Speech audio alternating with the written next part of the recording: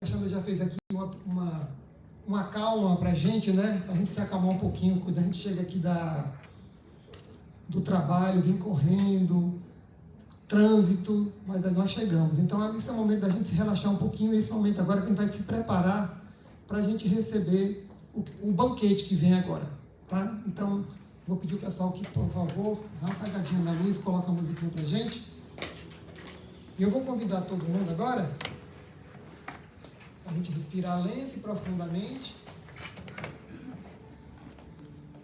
acalmando a nossa mente, o nosso coração, deixando para trás o dia hoje, toda a correria, todas as preocupações, e tirar esse momento.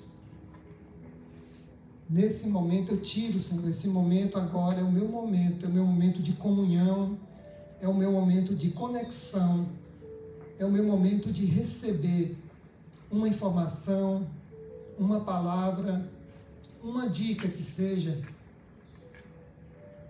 para que eu possa continuar a minha jornada mais forte, para que eu possa ultrapassar os desafios diários com mais confiança, com mais segurança, com mais fé. E assim confiantes, e assim plenos, e assim estando aqui e agora, vivendo esse exato momento. Vamos pedindo à espiritualidade amiga que mantenha os nossos corações e as nossas mentes tranquilos, que possamos usufruir desse ambiente e das bênçãos que vão cair sobre todos nós na noite de hoje. Que assim seja.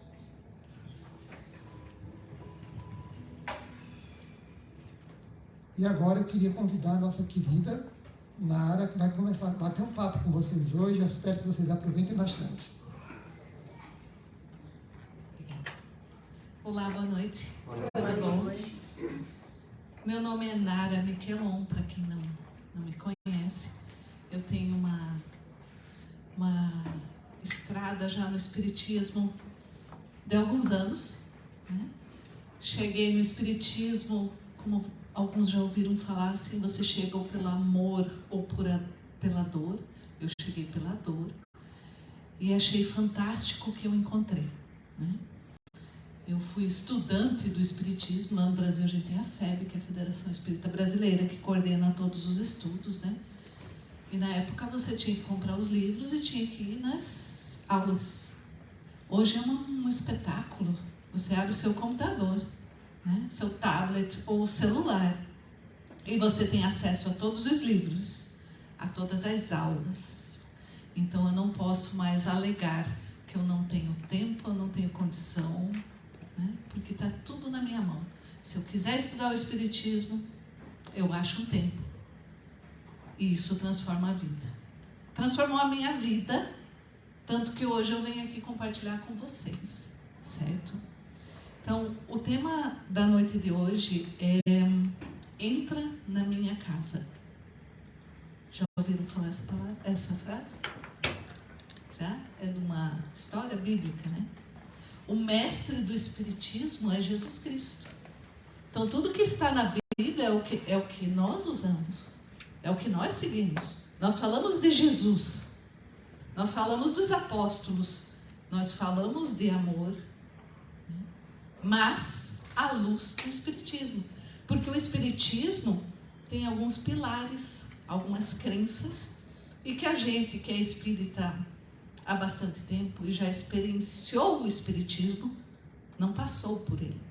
Nós somos espíritas, nós estamos no Espiritismo, a gente pôde experimentar algum desses pilares. Então, um dos pilares do Espiritismo é acreditar de que nós não somos só esse corpo aqui, que existe a sobrevivência da alma, do espírito. Isso é fantástico. Quando eu aprendi isso com 17 anos, deu todo um outro sentido para a minha vida, mudou a minha vida.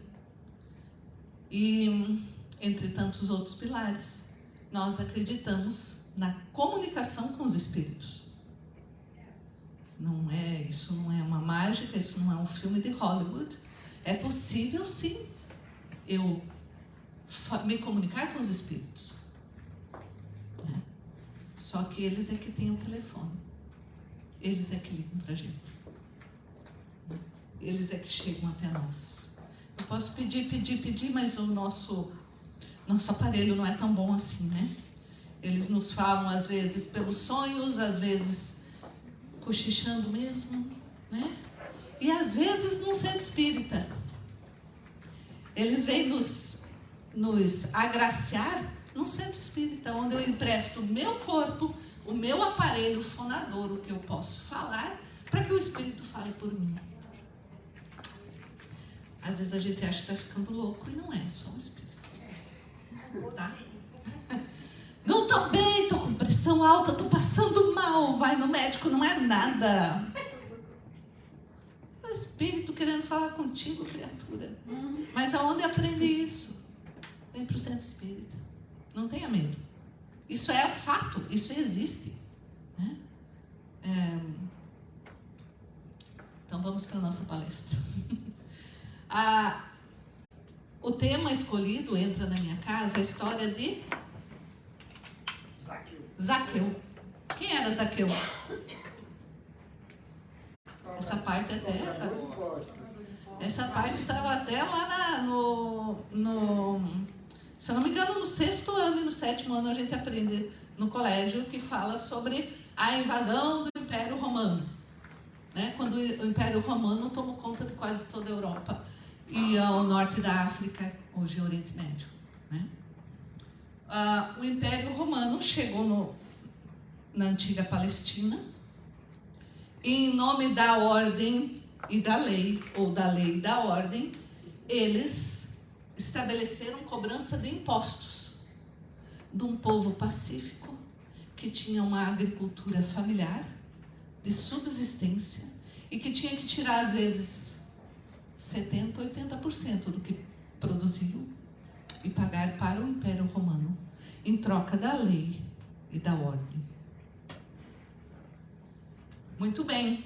Para estabelecer essa lei e essa ordem, os soldados romanos contrataram entre os judeus aqueles que queriam trabalhar para eles. Bom, veja só a situação, se coloca na situação dos judeus. O seu país é invadido, a sua comunidade é invadida. Você não tem para onde ir, você não tem para onde correr. Eu vou me aliar com o meu inimigo, com o invasor, e vou livrar o meu. Vou livrar a minha vida. Né?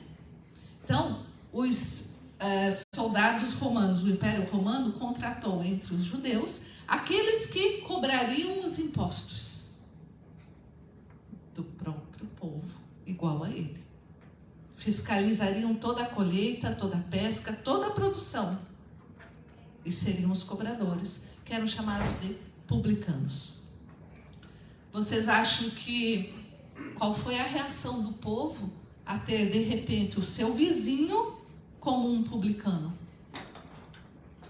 Não foi a melhor. Até porque entre eles havia um sistema de corrupção entre os publicanos. Então, se ele devia cobrar o imposto de 70% para Roma, ele cobrava 75% e embolsava os 5%. E assim os publicanos foram enriquecendo, diferente de toda a restante da população, que foi empobrecendo, porque tudo era tirado deles, em nome da lei e da ordem. A quantidade de publicanos, de cobradores de impostos, era grande, né? Para cuidar de toda a população que produzia. Então, aqueles publicanos que se sobressaíam, porque já sabiam escrever, entendiam dos números, numa época em que ninguém tinha acesso à educação, esses se tornaram chefes dos publicanos. Então, eles cobravam um imposto a mais, recebiam mais, eram mais ricos. Zaqueu era um deles. Ele começou como um cobrador de imposto, um publicano normal, simples, mas virou o chefe dos publicanos. Ele enriqueceu. E na Bíblia fala que ele era um homem de baixa estatura. Baixinho. Há inúmeras interpretações para isso. Mas o fato é que a descrição daquele ser é de que ele era muito pequeno, muito baixinho. E quando ele saía para fazer cobrança, ele precisava da guarda romana junto com ele para protegê-lo. Porque também era fato, e isso está na Bíblia, que quando os publicanos saíam para cobrar os impostos, eles eram recebidos a pedrada, jogavam estrume de animal neles, né? E muitas vezes eram atingidos com outros objetos contra eles mesmos para provocar a morte, né? Então veja, não era um trabalho fácil, não era um trabalho simples, né? E mesmo assim eles enriqueceram, tirando de um povo tão pobre, tão humilde. Zaqueu, que vinha de uma família letrada, vamos dizer assim, recebeu esse nome que significa o justo. Irônico, né? E aí, isso se passa mais ou menos 37 ou 40 anos antes de Cristo. Jesus Cristo já estava encarnado naquela região. Já estava dando palestras, falando para as crianças, para os jovens, para todos. Já estava fazendo os milagres. E todo mundo tinha ouvido falar de Jesus Cristo. Você imagina que nos tempos que não havia jornal, né? Revista. Era boca a boca mesmo, né? O Messias chegou, ele vai falar hoje em tal lugar. E a multidão viajava para ouvir Jesus Cristo. Por onde ele passava, todos o ouviam. Zaqueu já sabia dessa história. Já sabia que Jesus iria passar por Jericó. E ele quis encontrar Jesus. Mas os soldados romanos não iriam com ele, nem permitiriam isso. Ele tinha um outro empecilho, a sua baixa estatura. Como é que ele ia fazer para chegar até Jesus, para ver Jesus? Então ele se enche de coragem e vai enfrentar o seu medo. Porque algo nele já dizia que ele deveria ir conhecer quem é essa pessoa que está falando isso por aí. E ele foi. Jesus, que não passava por aquele caminho normalmente, desviou o caminho para falar para o povo de Jericó. A multidão logo se aglomerou. E no meio dessa multidão chegou Zaqueu. Novamente eles reforçam. Com a sua baixa estatura, não conseguia enxergar Jesus. Não tinha microfone na época. Jesus falava a plenos pulmões. Às vezes subia no morro, às vezes subia numa cadeira, num banco, né? E as pessoas se aglomeravam para ver, e nessas Zaqueu conseguiu, disfarçado, sem as suas roupas de seda, vestido como um homem simples e camponês, chegar até onde Jesus estava. Mesmo assim, ele não conseguia enxergar Jesus, e isso dificultava para ele ouvir. Então ele viu uma árvore, que na Bíblia está descrita como uma figueira, e ele sobe. Corajoso ele, né?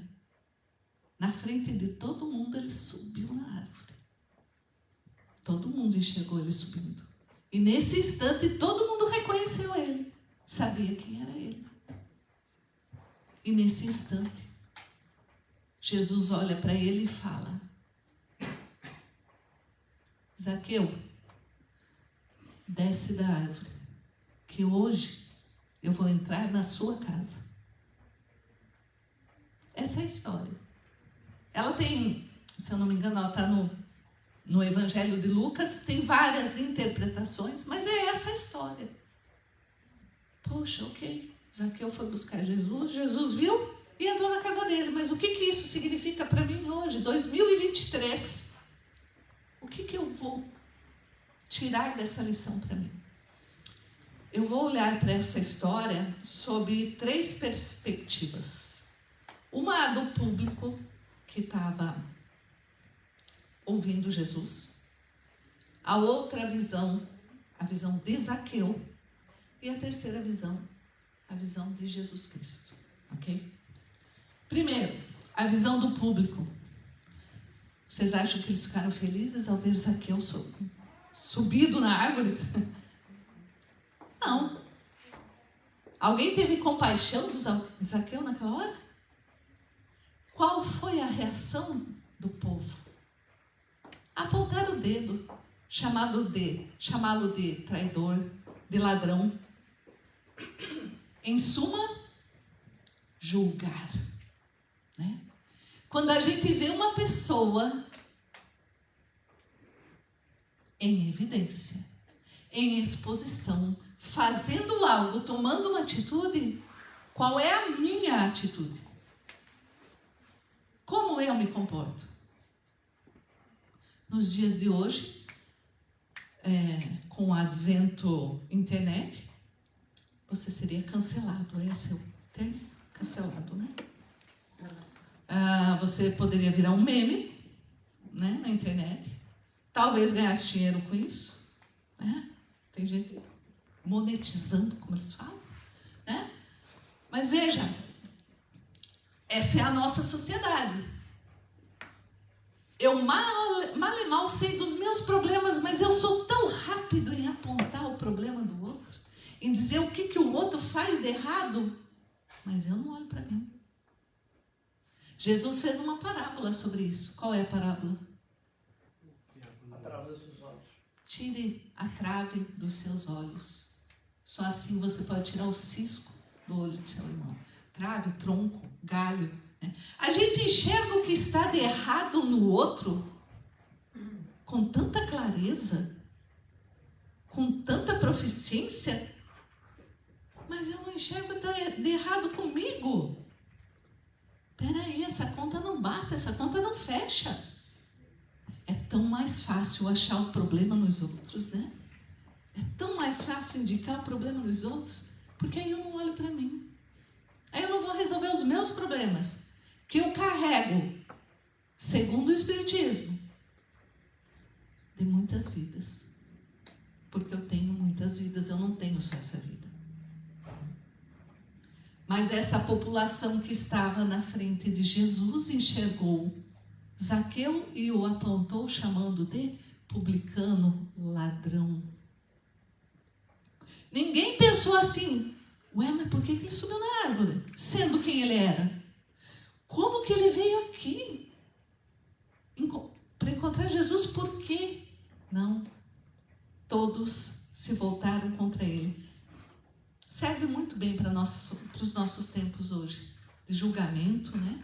Da falta de caridade que nós temos, da palavra pronta que nós temos para jogar no outro, né? Sem pensar. Nisso que o Espiritismo dá uma aparada na gente, dá uma melhorada, dá uma esculpida na gente. Porque eu tenho que dar conta da minha palavra, eu tenho que dar conta do meu jeito. Não tem, os novos que estão vindo por aqui, infelizmente aqui no Centro Espírita não tem um lugar onde você vai deixar a sua vida ser consertada por outro. É você que conserta. Você vai aprender isso. Nessas horas tem muita gente também que some do Espiritismo, nunca mais aparece, porque não tem aonde você... vou me confessar. Por exemplo, eu fui educada na religião católica. Então, você confessava lá para o padre, rezava 10 Ave Marias, 10 Pai Nossos, e aquela que eu nunca consegui decorar.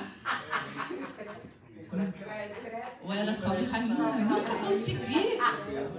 Aí, ao invés de me livrar do pecado, saía com mais, porque eu não conseguia fazer, né? Tá, não tem. Dá para dar uma graninha aí? Me livro? Em algumas religiões funciona assim. Para nós, ajuda a pagar a conta do aluguel, a conta da luz, mas a sua conta, infelizmente, não vai ajudar. Não tem como. É você que acerta. É você que no dia a dia vai se aparando. E é isso que o Espiritismo te dá.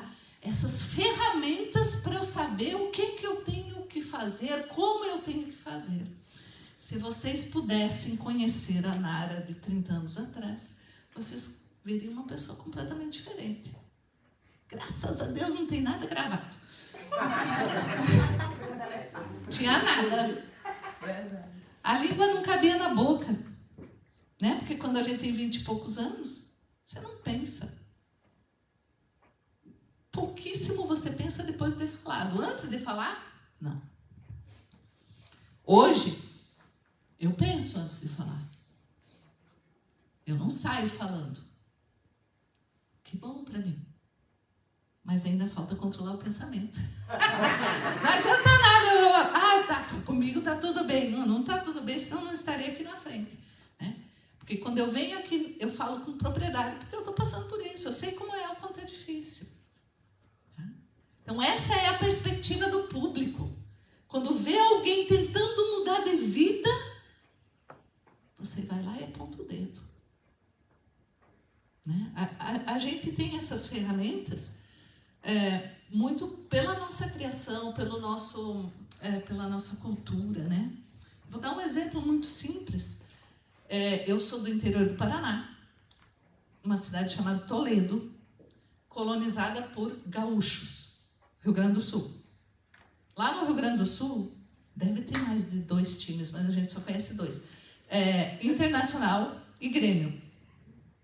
Ou você torcia para o Grêmio, ou você era colorado. Um vermelho, outro azul. Eles estão combinando ali. Um paranaense e um gaúcho. É gremista. Gremista? Gente, olha, quando a gente...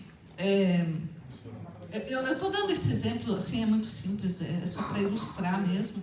Então, essa cidade colonizada por gaúchos, então, meu pai era gremista. E eu ouvia, quando criança, que pessoas boas eram gremistas. Colorado, não. É lógico que meu pai estava brincando, mas uma criança ouvir isso... Eu fui entender lá e já era grande. Não tem nada a ver o time que o sujeito torce, não. Tem nada a ver. Tá? Mas são conceitos e preconceitos que são colocados no nosso caminho. E se eu não parar para olhar, eu deixo eles formarem raízes na minha vida. Eu sou gremista, né? That's okay. Casei com um colorado. Tá tudo bem, né? Então tá explicado. Essa é a visão do público que tinha de Zaqueu, apontando o dedo. Qual era a visão de Zaqueu? Zaqueu estava rico. Ele tinha dinheiro. Por que é que ele foi buscar Jesus? Porque alguma coisa não estava bem na vida dele. Alguma coisa não estava bem. Ele poderia ter ignorado esse chamado. Ele poderia ter continuado a viver como ele vivia, dentro da fortaleza onde ele vivia, com o dinheiro, o ouro que ele tinha. Mas algo nele dizia que não estava certo. É mais ou menos quando a gente reza, pede uma resposta para uma dúvida que eu tenho. E ela já tem a resposta dentro de mim. Porque nós temos todos os ensinamentos do Cristo na nossa consciência. Todo mundo sabe aqui o que é certo e o que é errado. Nós sabemos. Entre nós, encarnados, sim, existem pessoas que não têm essa consciência, essa capacidade. Mas nós, todos que estamos aqui, sabemos o que é certo e o que é errado. Zaqueu percebeu que havia algo de errado. E ao invés dele fingir, esquecer, deixar para lá, deixar para a próxima vida, que ele nem sabia que existia, ele foi buscar Jesus. Gente, quando eu tive um problema, eu fui buscar Jesus. Não tem outro jeito. Eu vou buscar quem? Eu posso por um tempo, sim, buscar meus amigos. Eu posso por um tempo buscar remédio. Às vezes eu preciso do remédio. Mas aqui eu fui buscar Jesus. Ele queria transformar a sua vida. E quando ele fala com Jesus, Jesus o chama de servo fiel. Porque Jesus já sabia o que ele havia feito. Ele sustentava famílias. Ele educava crianças que não eram dele. Ele já repartia o seu dinheiro entre os seus. Mas ele repartia a sobra. Todo mundo faz caridade com a sobra. Eu faço caridade com a sobra.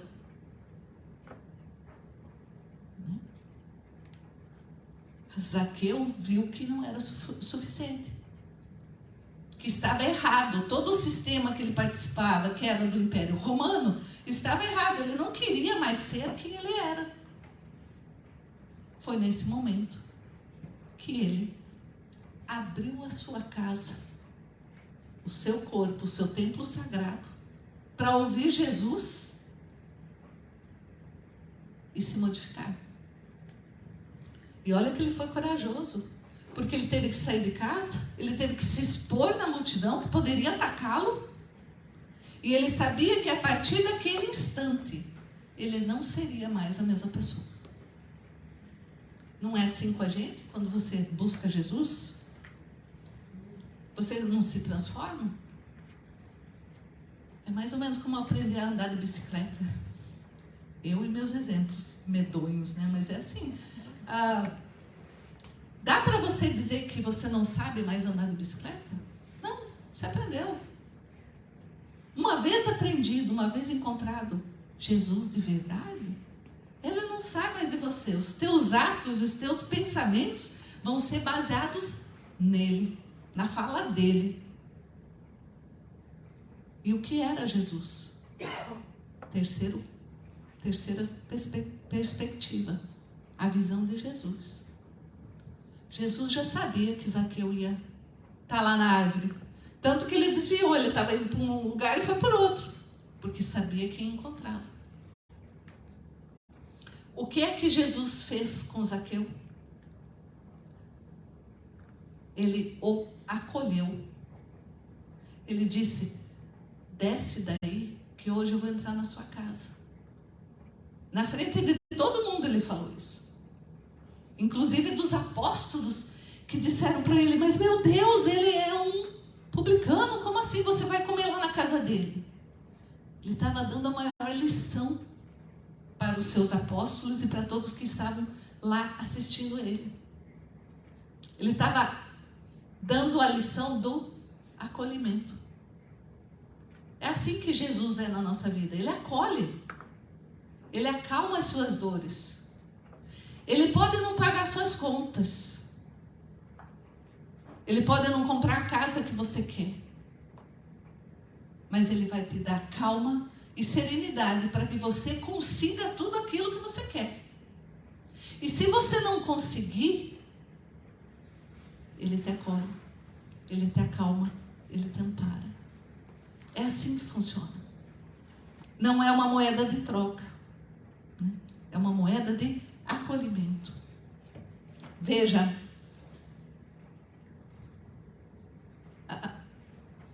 Jesus entrou na vida de Zaqueu e transformou a vida dele completamente. Zaqueu deixou de lado tudo que ele tinha e seguiu Jesus, assim como inúmeros fizeram naquela época. Hoje nós vemos isso até com uma certa frequência, de pessoas que se transformam, que deixam para lá a vida de futilidade, a vida de aparência, e vai buscar a vida que importa, que é a vida que eu vivo o que eu sinto e principalmente o que eu posso fazer pelo outro. Eu posso ajudar o outro e eu devo ajudar o outro, mas se eu não estiver bem, se eu não estiver com o Cristo na minha vida, como eu vou ajudar o outro? Não é? Então esse foi o maior ensinamento que Jesus deixou para a gente nessa história com Zaqueu. Abra a sua casa, abra o seu templo, abra a sua vida. Não é vergonha nenhuma você falar de Jesus. Né? Tem gente que tem vergonha de falar de Jesus Cristo, de citar parábolas. Né? Os jovens, especialmente, eles se sentem um pouco assim. Mas tem uma pessoa que eu posso citar e eu não vou errar, é Jesus. Posso até citar Leandro Carnal, mas that's okay. Adoro ele, mas vou citar Jesus. É ele o meu guia, ele é a minha base. Soa infantil, soa piegas? Não pode. Não pode, porque é real, é verdadeiro na minha vida. Então, que a gente possa ser como Zaqueu. Abrir a nossa casa, o nosso templo e ter Jesus do seu lado. Tá? Você não precisa necessariamente vir aqui ao centro espírita para ter Jesus a seu lado. Ele tem que estar contigo, onde você estiver, no seu trabalho, na sua casa. Ele tem que estar lá. Se eu não tenho um evangelho segundo o Espiritismo para ler em casa, eu abro a Bíblia e eu leio. Toda a história está lá. Né? E eu começo aos poucos a me modificar, a ser um Zaqueu que deixa para trás os maus hábitos. E vou tornando a minha vida, hoje, melhor. Eu posso modificar o que eu fiz no passado? Não vai dar, mas daqui para frente eu posso fazer um caminho bem melhor. Posso, inclusive, encontrar as pessoas que, porventura, eu não tenha tido uma relação amistosa, uma relação boa, e eu posso pedir desculpa. Eu posso recomeçar, né? Porque essa é a grande magia da vida. Eu posso me transformar para melhor todo o tempo todo. Certo? Era isso que eu queria dividir com vocês, que eu espero que vocês possam abrir a casa de vocês também, para que Jesus Cristo entre na sua vida e faça a transformação. Ok? Muito obrigada.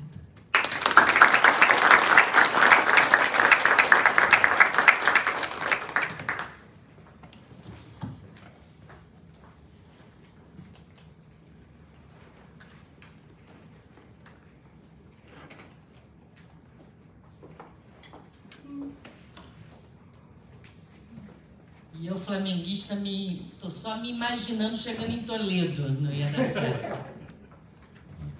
Vamos fazer nossa vibração. Renatinho, querido, seja bem-vindo. Saudade. Hoje nós vamos vibrar por nós mesmos.